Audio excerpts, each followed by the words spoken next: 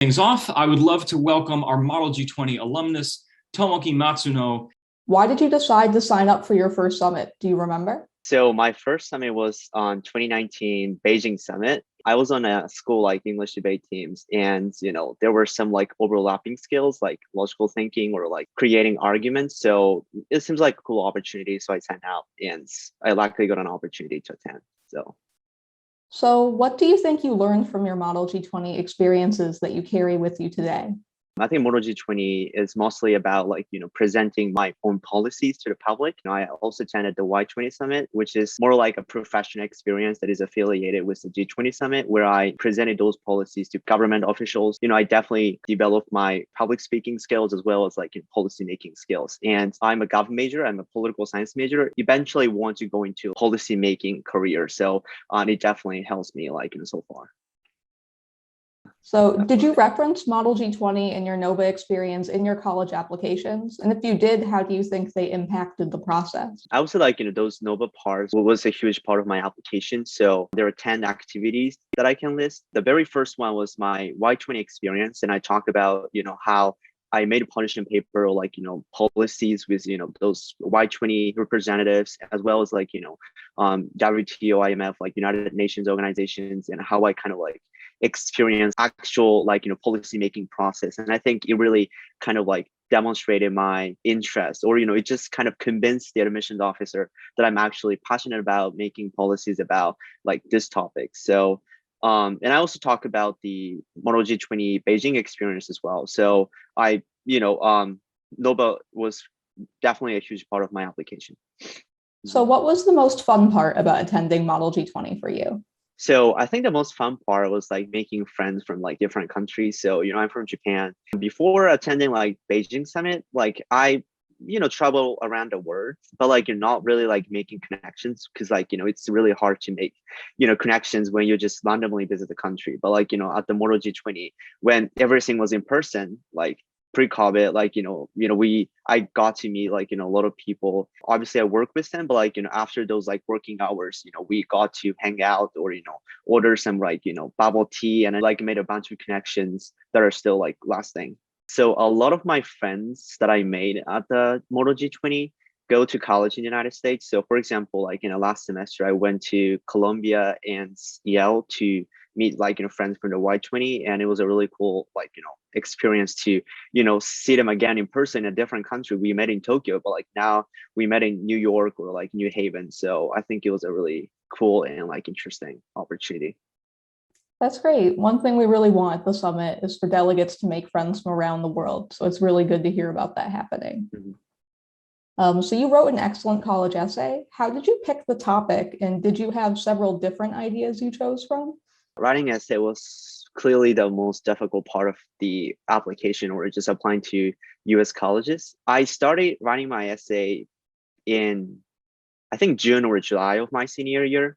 It was something about my relationship with third grade teacher and how she changed my introvert personalities and stuff. But it eventually did not really work. I would say it was not a bad essay, but it just did not really show many aspects of myself. So I think in the summer of my senior year, I think I switched to a different topic, which eventually was my final version of my Common App essay. I think the reason why I chose that topic, it was about my senior experience, which was really recent, but I think one, it was really unique, and two, it just kind of exemplifies what I think about policy making, or just kind of my personalities in general. So I chose that topic.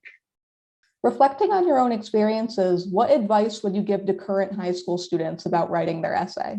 Some people say do not tell, just show. I didn't really understand what it means. Some college admissions experts say you rather want to show something kind of indirectly, not explicitly say I did this and I sold this, but rather you have to kind of build your own narrative, or readers will know your strengths or traits. Eventually I kind of kept my own writing style, which is again kind of technical.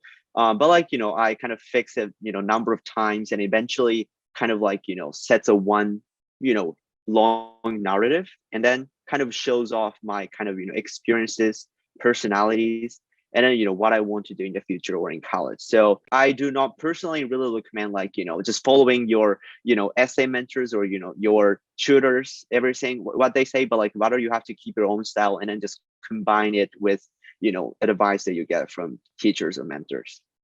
So how did you decide on your major? For me, I was pretty set with political science. I was initially interested in aerospace engineering, so more like a STEM field.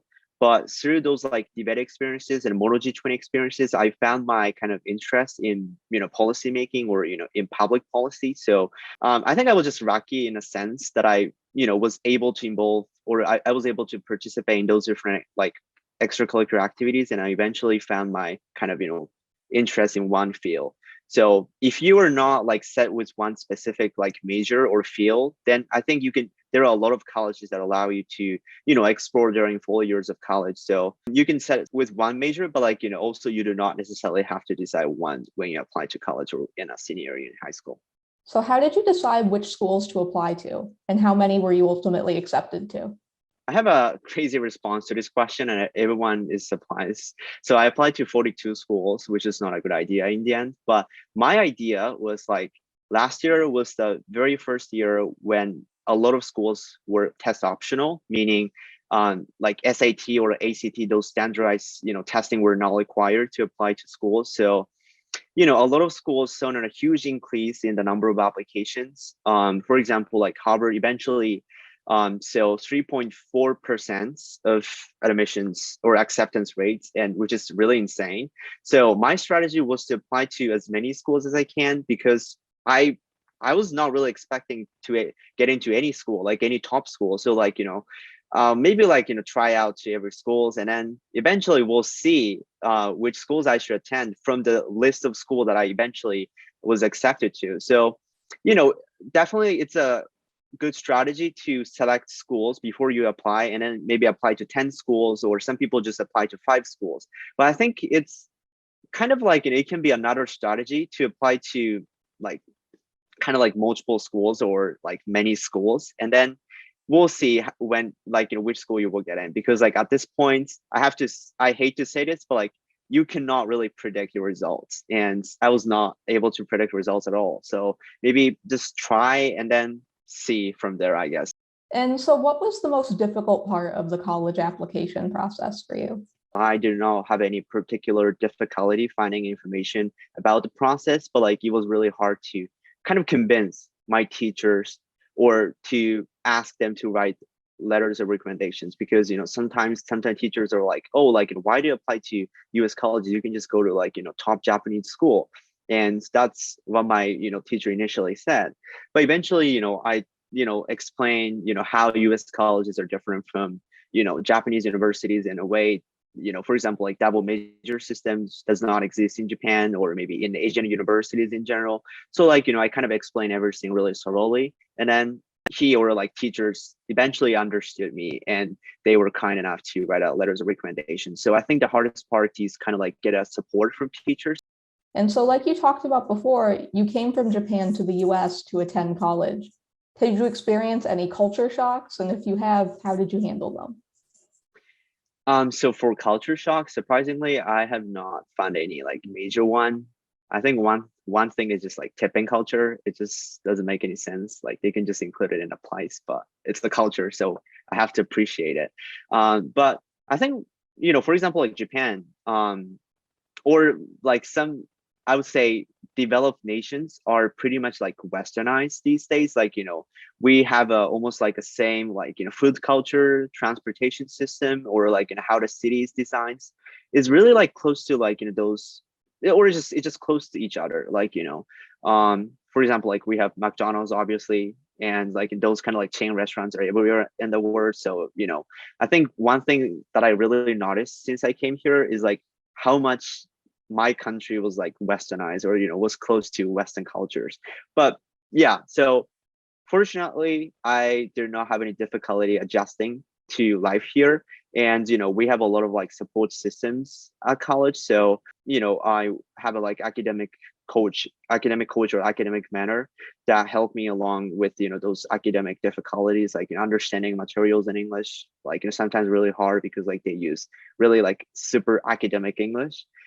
or like, there is an like Office of International Education that helps with your technical things, but also like, adjusting to new cultures, like, like mental support and stuff. So I really appreciate those like support lines. And so far, like, it's been really nice.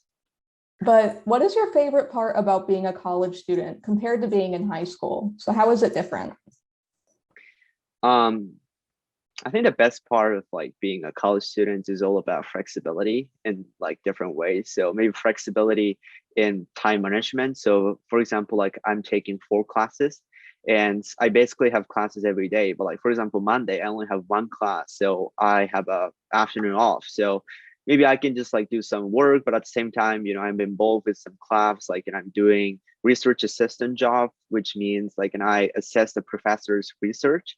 So you can pursue generally anything because if you have more time like in college than in high school, and also like flexibility in just like exploring different subjects. Again, like in Harvard defines itself as a liberal arts college, so you can take generally any classes. If you, for example, if you're set with like computer science, then you can take many computer science classes. But like at the same time, if you're not really certain about what you want to do, then you can take like CS or computer science, like government class, sociology class, biology class, like, all the different classes at the same time. So, I generally use Google Calendar to like, organize everything. And so far it's been okay. But if you manage it well, then like, it's really nice to have some sort of like flexibility. Have you met any interesting classmates in your major or maybe just in your classes? And what have you learned from them? So yes, there are a lot of like interesting people I would call. And I think some like stereotypes against Harvard is like Harvard is like really competitive and like people are just interested in their own business. So, but that is not true. I have to admit, like there are a few number of people who are like that, but like most of my friends are really like supportive and like really open, just open to everything, like and if I struggle with homework, then they're always happy to help. So like for example, there is a library that is open 24/7, so 24 hours, and we sometimes, or not sometimes, we usually go there like in the midnight, like at 1 or 2 a.m. to study. But like it's really fun. It doesn't really feel like study because like we solve p sets or homework together. So there's definitely a strong sense of collaborativeness. And also like there are a lot of interesting people, like there are some like Olympians, like those people who are really good at athletics, but also like there are like some people who are passionate about like programming. For example, there is one classmate who developed a like COVID-19 dashboard, and it got like huge attention. And I think he made like huge amount of money through that website, or like people doing like all the different stuff, like all of them seems really interesting. So if you are at Harvard, it doesn't really feel like being at Harvard. Like it still feels like in a sense just like attending a like high school. Like it's kind of like, it's kind of misleading, but like it's not that different. Like it's different in the sense that there are a lot of people pursuing different stuff, but like people are not, people like in personality are not that different. So like we are really like supportive environments, and I think it's the best part of like Harvard life. What advice would you give to the delegates in the audience who are just beginning their college application process? I think one thing that highlights my high school life is that I was involved in so many different like extracurricular activities, including like this NOVA activities like Model G20 and Y20. And I eventually found my passion in public policy. So like if I did not attend those opportunities, then I think I would have pursued like, engineering. But I think in the end, I was more interested in public policy than engineering. So I think one piece of advice is going to be just do a lot of stuff, do a lot of different stuff, and you will maybe find some like hidden interest.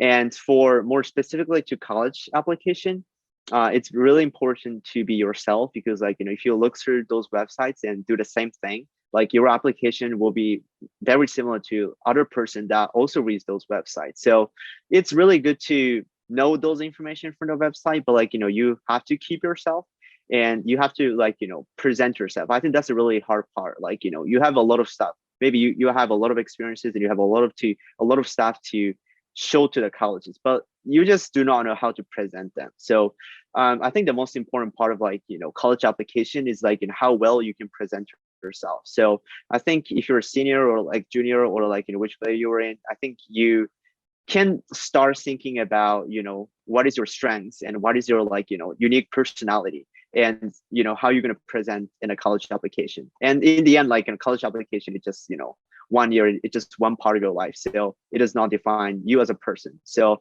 maybe do your best and just do your best. That's great advice and great to hear. Thank you so much for doing this interview. Absolutely. Thanks for having me.